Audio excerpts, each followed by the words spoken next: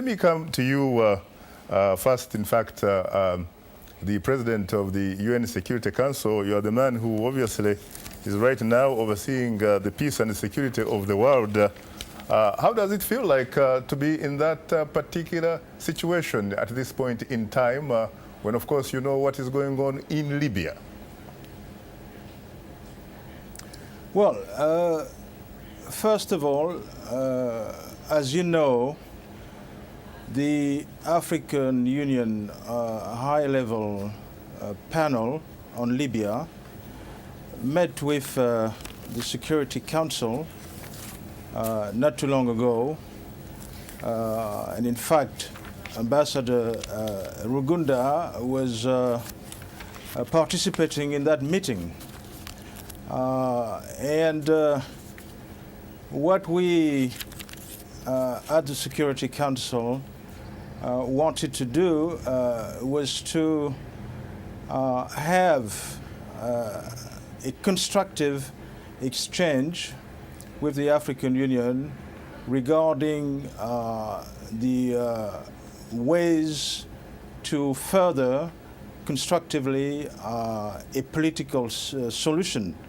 I think there is a broad consensus that the situation in Libya needs a political solution. A durable peace cannot occur in Libya on military terms, and that's a consensus that everybody is striving to work on now. During that meeting, we share the common objective, first of all, of establishing a ceasefire, a cessation of hostilities, attacks on civilians, facilitating access to humanitarian assistance, and moving towards a political track. The Cairo meeting that your report mentioned also went along the same lines. So we feel that the most important thing now is to all work together towards furthering that political solution.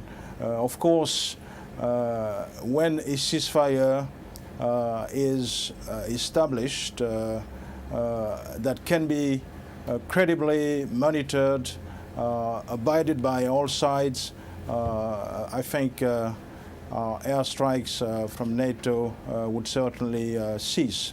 So that's really the most important that we should have in mind now, and that's what we should all strive to try and further now.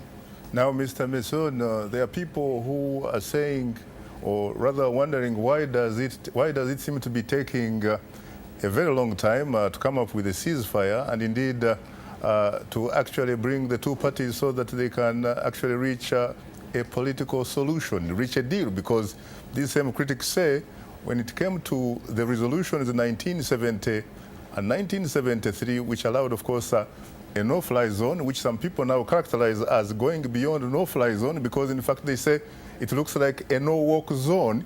They say that those resolutions basically splintered through the Security Council.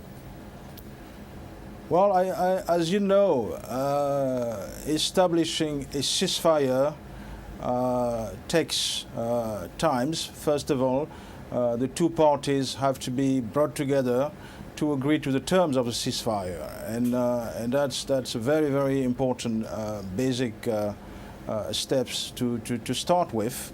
Of course, as you know, there are technical problems to solve. The entire mechanisms of monitoring the ceasefire, of making sure that both parties abide by the ceasefire, and putting in place a ceasefire that really leads the path to a political track, a political negotiations. And in fact, both could be established in parallel. But all these needs, first of all, that the parties accept the terms.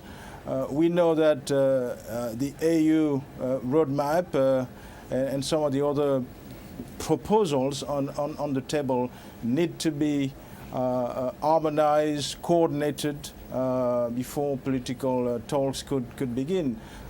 We know that for a ceasefire to be implemented, both sides have to agree to the terms. And I've heard the issue of preconditions that is being raised, but I think at this point we're talking about a ceasefire with no preconditions, but a ceasefire that both parties could agree to, and that both parties could respect and could accept that it be monitored by the international community.